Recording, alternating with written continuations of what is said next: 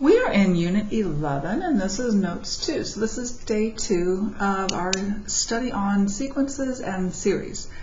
At the end of the day yesterday, I told you that we were going to be getting 10 tests to determine the convergence or divergence of a series. And today, we're going to get 3 of those tests. We're going to get the Nth Term Test, we're going to get the Geometric Series Test, and lastly, we're going to take a look at telescoping series. And we can call that a telescoping series test if you like, even though if it's telescoping, it's going to converge. So anyway, all right, let's begin by taking a look at this series. Let's take a look at this series. So for this series, they wrote this series in 2 different forms. They wrote me the sigma notation for it, and then they wrote me it as a list of terms, right? And we could figure out the pattern and get the next term if we wanted to, right? Okay, so for this series, let's determine if this series converges or diverges. And let's do it using the way that we learned just in our introduction to it at the end of the day yesterday. So we are going to take a look at, okay, what is our first partial sum? So the first partial sum is just the sum of one term. It's just one term. So 4 over 3 is 1.333. And then the second partial sum, S sub 2, would be the sum of the first 2 terms, and that turns out to be 2.933. The third partial sum would be the sum of the first 3 terms. That is 4.648 if I round to 3 decimal places on these. Okay. The fourth partial sum, 6.425. The fifth partial sum would be 8.244, and the sixth partial sum, the sum of the first 6 terms, would be 10.090, rounded to the nearest 3 decimal places. And of course that would go on. So my question is, does this appear to be converging to a single number? Does this series of partial sums appear to be converging? No, it does not. It looks like it's going to get to where you're adding 2 each time, doesn't it? Yeah? So just looking at the partial sums, it does not appear that this is going to be converging. Okay? Let's take a look at the limit of the terms as n goes to infinity. So the limit as n goes to infinity of 4n over 2n plus 1. What is this limit? Well, we know the plus 1 doesn't matter. The n's reduce out. So this limit is 4 over 2, which is 2, right? So keep in mind that that means as n goes to infinity, the terms are getting closer and closer and closer to 2. And we're trying to add these all up. We're trying to add these all up. So eventually you're just going to be adding 2 and adding 2 more and adding 2 more and adding 2 more. Can we find that sum? No, we can't find that sum. We cannot find the sum if we're adding 2 every time. In fact, the only way we could find the sum, potentially, is if this limit was 0. Is if the terms in the series eventually go to 0. It's the only way it makes sense that we could actually sum up these numbers. Okay? So that leads us to the nth term test for divergence. By the way, the answer to that would be it diverges. Okay? The nth term test for divergence. This is what the nth term test says. If the limit as n goes to infinity of your a sub n term, it'll be sitting right there. If that limit is not 0, If it's 2 or 5 or 10 or -3 or 1/2 or 0.1 or anything, if it is not 0, then the series diverges. That's it. That's what the nth term test for divergence says. Okay? So, in order to even have the possibility of converging, this limit has to be 0. If not, we can stop. We can just say it diverges. Okay? Now, a very common mistake that kids make, not all kids, but some kids, will tell me that if it is 0, then our series converges. But that is not what this says. This does not mean that if it is 0, if the limit is 0, then the series converges. So if we do get a 0 here, if the terms are going to 0, it does not mean that our series will converge. And kids don't like that. But Miss Murray, if we're adding 0, can't we find the sum? The answer is no. The answer is no. Not always. Sometimes, but not always. Okay?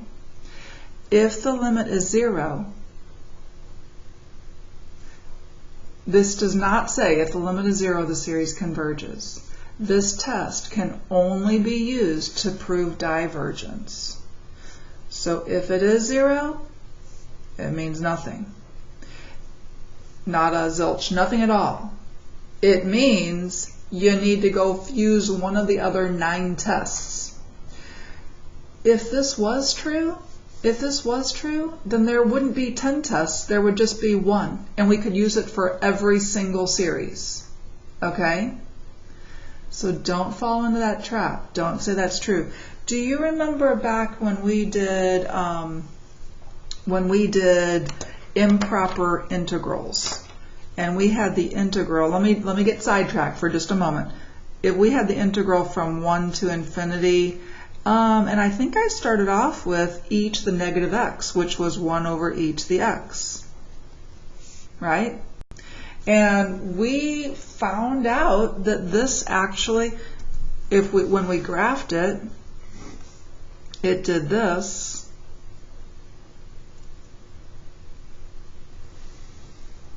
It did that. Remember the graph of that looked like that? And so we were finding like this area right here. And we found out that it actually converged to a number. Do you remember that? And then we found out that this series, which had a similar looking graph, it had a similar looking graph, but we said that this one did not converge. Do you remember doing that? We said that this one diverged. Well, they both went to 0, didn't they?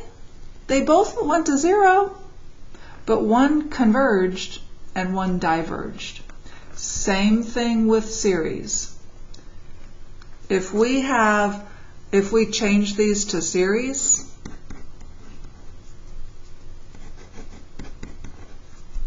we're going to find this one converges, this one diverges, okay? Even though they both go to 0, as n goes to infinity, one converges, one diverges. Same as with their graphs, same as with their integrals, okay? So, we will get there. I just wanted to introduce that, just give you a little bit of, maybe that will help you not do this, okay? All right, and again, this test makes perfect sense. If the nth term is not 0, then clearly you keep adding numbers other than 0, and the sum cannot converge. It will continue to grow or to reduce, but it will not converge. However, if the nth term is 0, then maybe the series converges, and maybe it does not. Okay, let's take a look at some examples. Determine whether the following series converge or diverge. Okay, that's all we want to find out. Does this converge or diverge? Here's the series. When you're looking at a series, the first thing you should always do mentally is do the nth term test. When I do the nth term test, I'm letting n go to infinity. As n goes to infinity, the plus 3 and the minus 5 won't matter, and this will reduce to 2n over 3n. The n's reduce out, so this will be 2/3. That's my thought process. Okay? Let's go ahead and do it. Since I know that so the limit here as n goes to infinity will not be 0, it'll be 2/3. So since I know that that's going to be that way, let's go ahead and write it out. The limit as n goes to infinity of 2n plus 3 over 3n minus 5 is 2/3, which is not 0. So the series diverges by nth term test.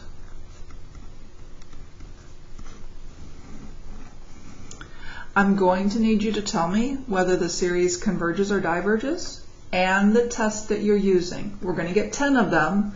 I need to know which test you used. And if you use the nth term test, I have to see this limit. Okay? That tells me the work that you did to use the nth term test. You cannot just take a shot in the dark and tell me converges or diverges. All right? Okay. Example 2. In example 2, I see some factorials. Okay. So in my head, I'm doing the nth term test. All right. I always start there. I always try to start there. So in my head, I'm letting n go to infinity. Okay. As n goes to infinity, this plus 1 will not, it's insignificant. All right, as n goes to infinity, it's insignificant. So I'm thinking of that as n factorial over 2 times n factorial. Well, the n factorials are going to cancel out, and I'm going to be left with 1/2, which is not 0. So the nth term test is going to work for me here. So I have the limit as n goes to infinity of n factorial over 2n factorial plus 1.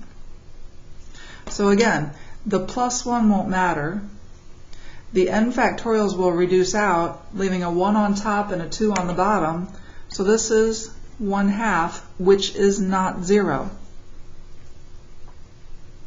Therefore, the series diverges by nth term test.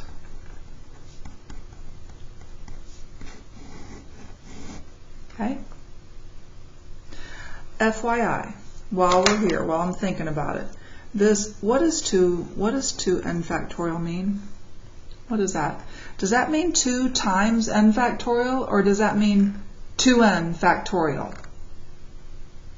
For some reason, when kids see this, they want to make it this.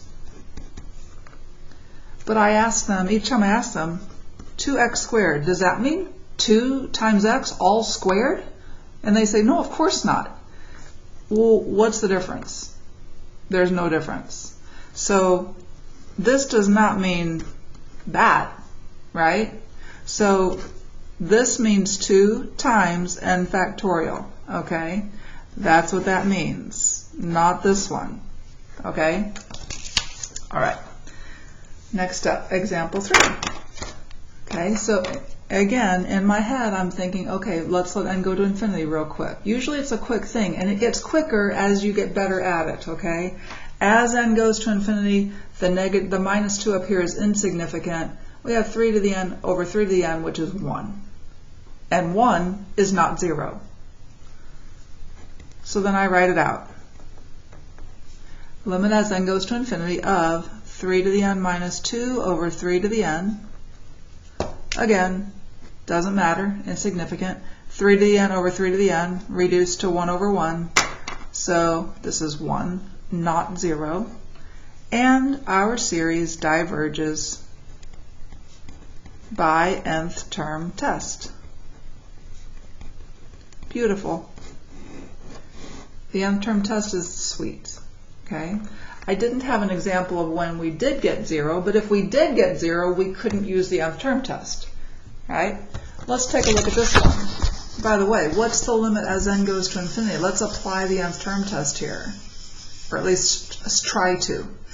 As n goes to infinity, this piece goes to 0, this piece goes to 0, and 0 minus 0 is 0. What does it mean when the limit goes to 0? Nothing. It means go use one of your other 9 tests, okay? So, let's take a look at this series, okay? It says to write out the first several terms of the series, so let's do that. Equals. So we're saying that this series equals, okay, we're going to begin by plugging in 1 for n. And when we plug in 1 for n, we get 1 over 1 minus 1 over 2. Plus, because it's a series, now put in 2 for n. 1 over 2 minus 1 over 3 plus, now plug in 3 for n. 1 over 3 minus 1 over 4 plus, plug in 4 for n. 1 over 4 minus 1 over 5 plus, 1 over 5 minus 1 over 6 plus 1 over 6 minus 1 over 7, and we could keep on going, right? We could keep on going. Eventually we would get out to 1 over n minus 1 over n plus 1, but it would keep on going. Okay, it's infinite. But n would be going to infinity. N would be going to infinity, so these pieces would be going to 0, right? Okay. What's happening here in this telescoping series, or this series? Okay, I have a 1, and I have minus a half plus a half. Well, minus a half and plus a half are going to cancel each other out. Minus a third plus a third. Minus a fourth plus a fourth. Minus a fifth plus a fifth, etc. And then I have kids every year. Miss Murray, there was no plus 1/7. Like, well, yeah, sure there is. It's over here. We just didn't write it, right? I'm just kidding. Nobody ever says that. But those were all canceled out, except for this first guy, right? This one did not cancel out. Okay? All right. Telescoping series. This is an example of a telescoping series. And what telescoping series do, they kind of start off relatively big, and then each time they get a little bit smaller and a little bit smaller and a little bit smaller. Do you see how it looks like one of those expanding telescopes, or like maybe like one of those lightsabers? Do you know what I'm talking about? You ever have a lightsaber where you flung it out and anyway. Okay, so that's why it's called telescoping. All right. So this series, we just said that this series is equal to 1. So it's equal to 1.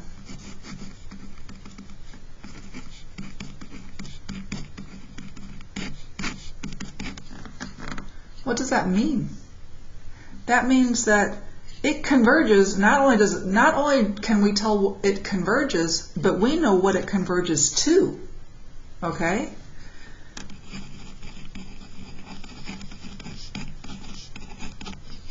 In a telescoping series, we know it's going to converge.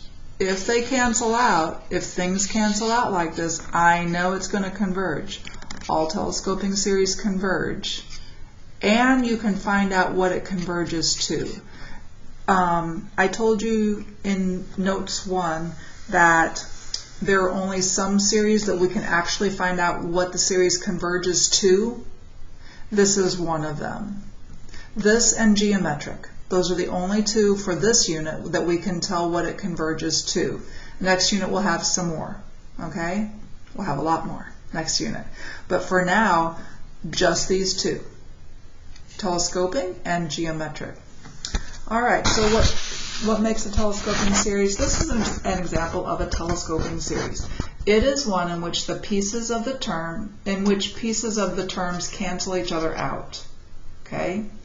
When this happens, write out several terms until you can tell what is canceling out and what you have left. Here we had left the 1 and everything else canceled out, right?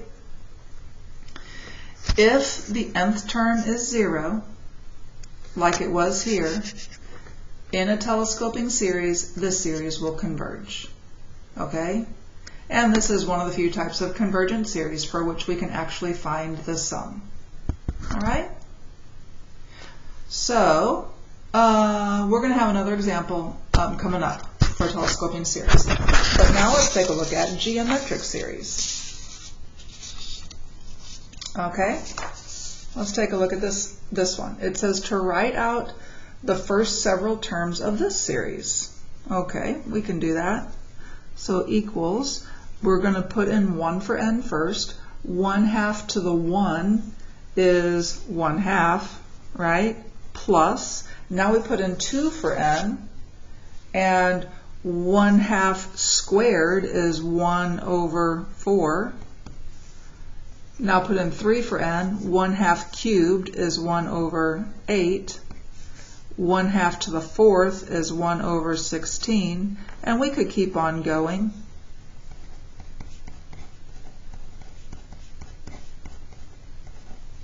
Okay, right? We could keep on going. You guys, what's the nth term going to? Are these terms going to 0? Could we use the nth term test on this one? The terms are getting smaller and smaller and smaller. They're going to 0, aren't they? And what do we know? If the terms go to 0, nothing. Not by itself. We have to use a different test. Okay? So these terms are going to 0, so maybe it converges, maybe it doesn't converge. At least it has a possibility of converging though. Okay? So this is a geometric series. This is geometric. How can I tell it's geometric? Because I can take any term, divide by the term in front of it, and that's always the same number. It's always the same number. Another way to think of that is, what do you multiply 1/2 by to get 1/4? You multiply by 1/2, right? What do you multiply 1/4 by to get 1/8? You multiply by 1/2. And that keeps on working each time. So that this means the common ratio is 1/2. I can tell just by looking at that the common ratio is going to be 1/2. Geometric series can be written in the form, you'll have a sum, and it really doesn't matter what you start or end with. Well, it matters what you end at. You're going to have an infinity up here. It doesn't matter what you start with. Some number times r to the n. It can be written in that form. Okay? If it can be written in this form, it's geometric, and r will be your common ratio. So r here was 1/2. Okay? The number was 1. The number that was out in front was 1. Okay? So recall from Algebra 2 and Pre-Cal that this is a geometric series. Each consecutive term is multiplied by the common ratio. Also recall that in an infinite geometric series, we can find the sum if and only if the absolute value of r is less than 1. Right? Now, let me think about that. What would happen if r was equal to 1 or greater than 1? Well, guys, if r was equal to 1, what would happen in your terms? What if r was equal to 1? What if we had the sum n going from 1 to infinity of 3 times 1 to the n? What's your first term? 3. What's your second term? 3, 3, 3, 3. Can we add up an infinite number of 3's? No. This is going to infinity. We can't add it up.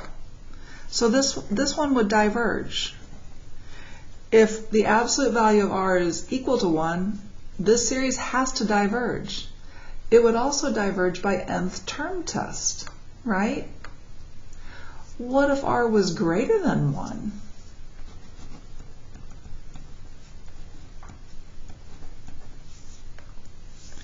What's our first term? 3 times 2. What's our second term? 3 times 4.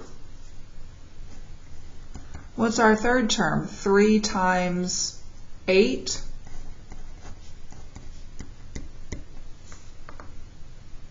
Can we add those up? No. That's going to diverge. Okay? Series that add to infinity will diverge. Or negative infinity. They diverge. Okay? If the series adds to a number, then that's when it converges. Okay? So in a geometric series, it will converge if and only if the absolute value of r is less than 1. And that's what the geometric series test says. A geometric series with common ratio r diverges when the absolute value of r is greater than or equal to 1, and converges when the absolute value of r is less than 1. It makes sense. The terms are getting tinier. The terms are getting bigger, or staying the same if it's equal to 1. Furthermore, if a geometric series is convergent, then you can actually find the value of the summation. You can actually find the sum. Okay? So let's take a look at some examples. Example 1. So in these, we're going to say if it converges or diverges, and if we can find the sum, we're going to find the sum. Okay? All right. Number 1. So is this geometric? Is this geometric?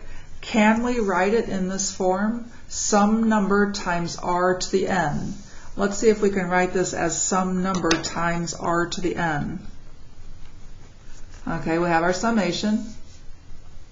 If you want to, you can write 1 to infinity, or you can just use the one that was given to you and just write the summation, the sigma. Okay, the 3 I can put out in front, and then I have 1 over 2 to the n. And 1 over 2 to the n is 1/2 to the n, right? This is the form. A times r to the n. That's the form. Okay? So yes, this is geometric. And r is equal to 1/2. So that means the absolute value of r is less than 1, right? Therefore, the series converges by geometric series test. You can abbreviate geometric as geo, all right? Geo series test. Since it does converge, we can find the sum. So let's go find the sum. So what we're saying is the sum, you can call it this, or you can call it capital S, because they mean the same thing, you guys. The sum is the same thing as the value of this sum. They're both even, they even have the same word. Sum. Sum. So they mean the same thing. This is equal to the first term times 1 minus r. I'm sorry, not times. The first term divided by 1 minus r. Be careful, you guys. I wrote this a here, but that is not necessarily the a that we use here. So for what I mean by that is this 3 is not necessarily the a that you use in your sum. To find this a, that a is the first term of the series, right? So what is the first term of the series? Well, the first term of the series is when n is equal to 1.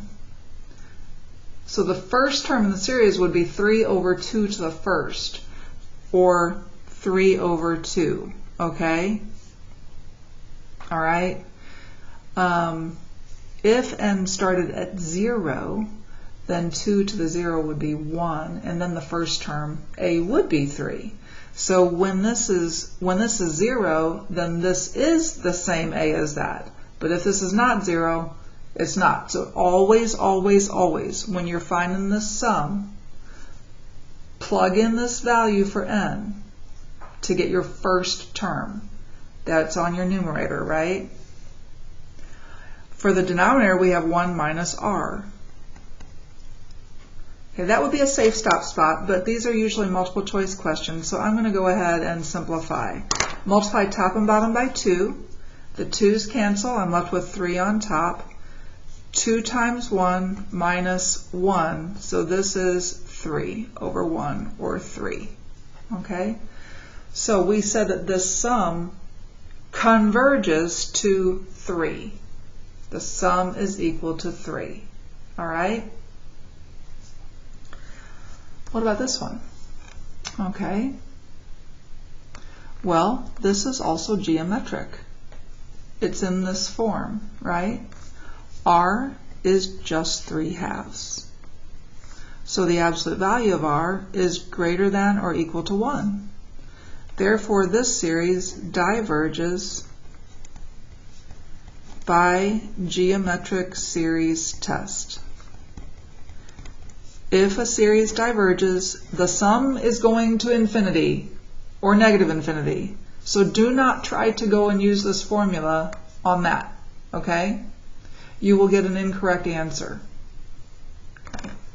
Cannot find the sum because it's unbounded. All right, what about this one? Well, this one I can rewrite as pi over e all to the n, right? So this, yes, it is geometric, and r is pi over e. Is the absolute value of r greater than or equal to or less than 1? We're comparing it to 1. So what should I put in here? Greater than or equal to or less than? Is pi bigger than e or less than e? Okay, if you do not know the value of e yet, you need to know it. At least give me 1 decimal point with a 2 on it. Give me the 2.7 and I'll be fine. I'm amazed usually how many students are not familiar with the value of e. Okay. Oops.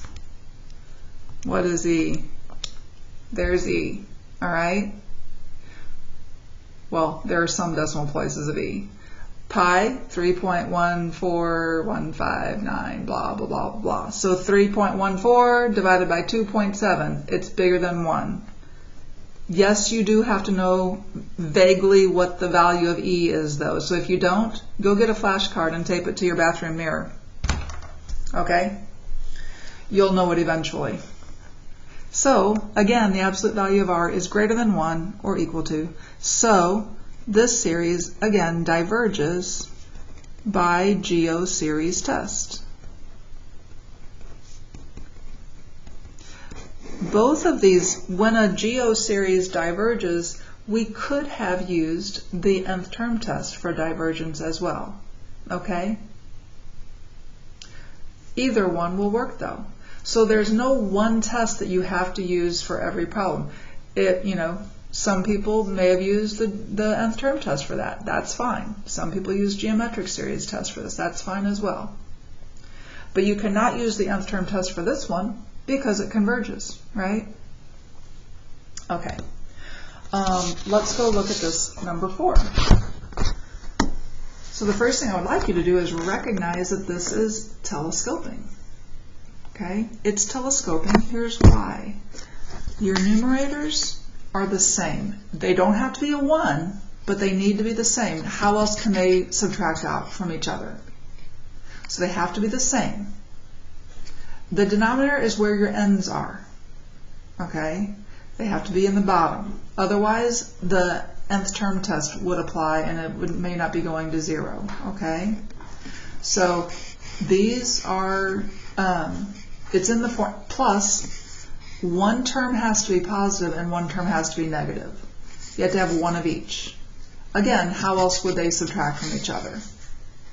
Okay, if those are true, then we can go ahead and write out some terms and see what subtracts out and what we keep, right?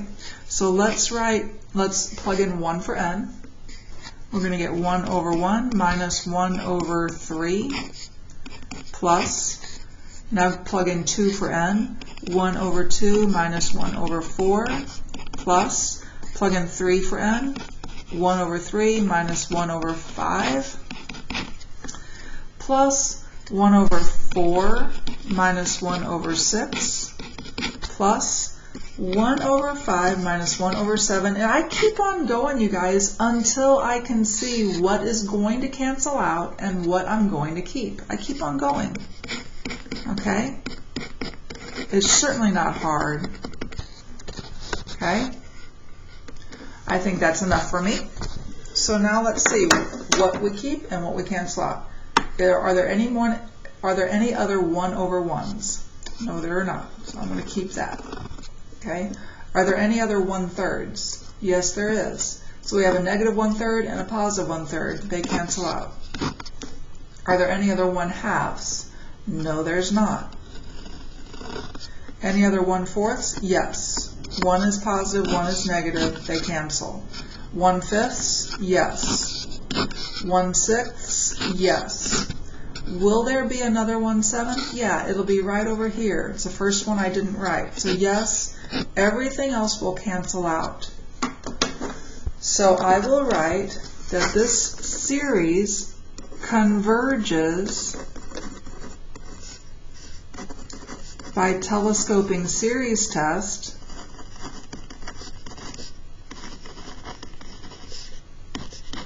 and I know what it converges to. And since it's so easy to say, I'm going to say it, even though we didn't have to.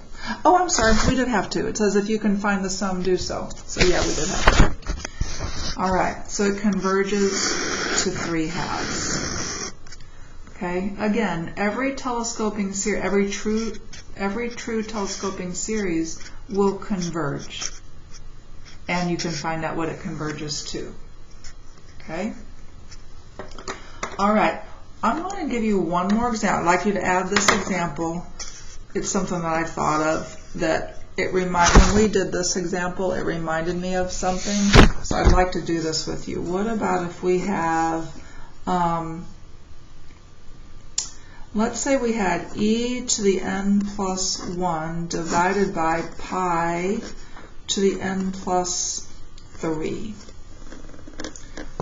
And I'm going to ask you, does this converge or diverge? Okay. All right. Well, let's think about this. Remember, for a geometric series, I have to be able to write it as some number times r to the n. What is r here? What is r here? Let me give some values here. What is r here? Let's use one of our properties for exponents. E to the n minus 1. I need to get this to be some number to the n, right? So e to the n minus 1 is the same as e to the n times e to the first. That's a property of exponents, right? We can break it down like that. So pi to the n plus 3 is the same as pi to the n times pi to the third, right? So now we have e over pi cubed times e over pi to the n, right? This is my number, and here is my r. Okay? So r is equal to e over pi 2.7-ish, 3.14-ish. So the absolute value of r is less than 1. So this series converges by geometric series test. Okay? Since it converges by geometric series test, we can find what it converges to, right? So we can come down here and find the sum. We can actually find this value. What is our first term? What is our first term? Well, we got to plug in 0 for n. When you plug in 0 for n, e over pi to the 0 is 1. So our first term is e over pi cubed. Okay? Over 1 minus r, which is e over pi. That would be a safe spot, but let's go ahead and simplify, because again, these are likely going to be multiple choice questions. So I'm going to multiply top and bottom by pi cubed. And in the numerator, we're going to have e left over. In the denominator, we're going to have pi cubed minus e times pi squared. And that would be my multiple choice answer, okay? So it converges to that. All right? I could maybe factor out a pi squared from that denominator, I guess. But something like that. All right? So that's what that converges to. All right. That's it. We did 3 series tests today. Remember, we did the nth term test, geometric series test, and telescoping series test. 3 good tests, so you need to be sure to go and practice, okay? Do not wait until we finish all 10 tests to go and practice anything. Don't do it. You'll be making a huge mistake if you do, because they will all get jumbled in your head. Okay, go have fun.